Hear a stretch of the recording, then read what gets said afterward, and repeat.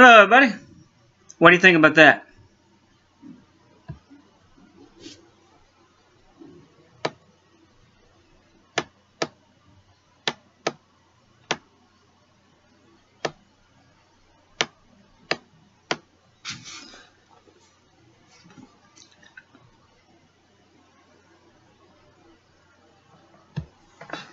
Yeah, kind of cool, huh? Well, believe it or not, this comes from, of course, Coast to Coast. So if you guys want to stop and read what I don't read, go ahead. Okay, when it comes to UFO stories, all roads lead to Vegas. Of course, we know that, guys, right? Recent revelations about a secret Pentagon study of UFOs raised many questions. We know about that as well, including this one: do government scientists have a piece of a flying saucer? According to New York Times stories, scientists in southern Nevada had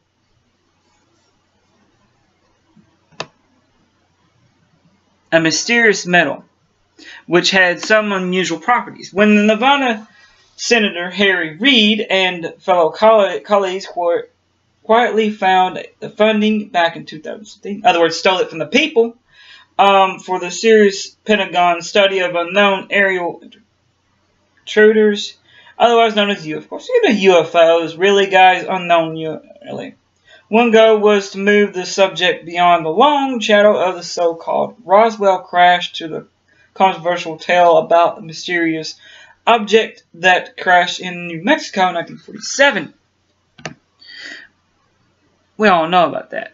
If you were to find out where little men from New Mexico at the end of the World War II are stored in some vault someplace, Area 51.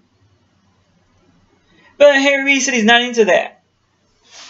When the New York Times broke the story, of course, in December, an organization called To the Star released Pentagon videos of the encounter with unknown crafts.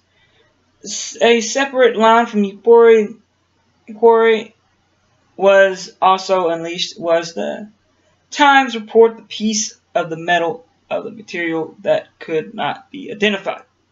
Scientists for 3 years, private organization named BAASS, Bigelow Aerospace Advanced Space Studies, should just call them UFO hunters.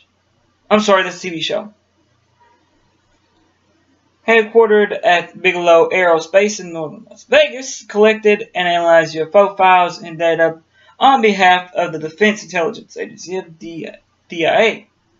The company founder, Robert Bigelow, built special security facilities inside his plant to house the program, its files, and according to news reporters, a piece of unknown material, basically a metal, reported to the compound with space properties. Senator Reid, for one, said he is unaware of any such exotic materials. Yeah, right, Reid, lie about something else. I don't know anything about the exotic metal, but they're exotic materials, but there's been a lot of talk about it. He's lying. He's a senator. They all lie. The subject isn't new in the UFO circles. The properties of the supposed recovered mysterious metal have been debated online for years. Rock star turned UFO investigator Tom DeLonge speculated last year about a possibility of anti-gravity effects of the alloy.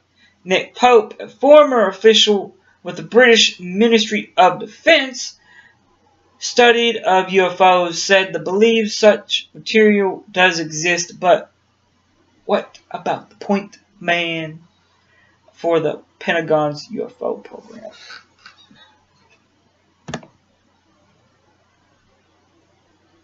So basically, we can theologically wrap space-time in a way that we can go from A to B faster, said Lewis. I'll just call him Lewis. IT reporter George Kappa, do we need special materials? Lewis, well, special materials are important no matter what you do on a car. You might want titanium. Everything requires special materials. Lewis is the person most directly responsible for the public release of the now ubiquitous videos, so the so-called Gimba UFO and the Tic-Tac encounter. He thinks these crafts are able to bend space and time with a technology beyond anything known on Earth. But it is a technology department on mysterious materials, and did the U.S. have piece of the Bigelow plant? Sadly, he can't discuss it, is what he said. He said that you'd have to ask U.S. government. When you're collecting special data, he said, there are always telltale signs on how something works. It's a signature. Some people read the story, speculate that the material contains an unknown element. Not sure what they said. Those who work on the program, but multiple sources have confirmed to us that there was a weird piece of something at the Bigelow plant. I won't go too much further than this. If you want to read the rest of it, you're more than... But they're saying there is proof that there was wreckage. Not of Roswell, but of something else. Not in Roswell, but somewhere else. Could have been from Roswell, because it's Las Vegas and Nevada, you know what I'm saying? But I want to leave it to you to speculate. What do you think? Do you think Harry Reid's lying? Do you think that he knew about it? Do you think that there is an actual metal that has anti-gravity properties that is not man-made, but extraterrestrial made? Leaving you with those questions, but to recap, the man who brought out the whole UFO thing, not Harry Reid, but the guy who, Luis Gonzalez, I think his name is. If I'm wrong, I apologize. He said there is,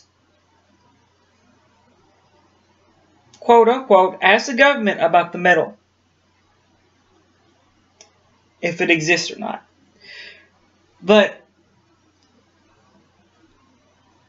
this is breaking news, guys. I bring it to you every day. I even brought you the Harry Reid thing before even the news station brought it. So you heard about it from me first because I looked it up. Brought it to you that day. Before ABC, NBC, CNN, the fake news. For all of them. For Fox, too. So the strange and weird is my game. Those who try to play it, I'm not called the Sotek for nothing. So good luck, good night, and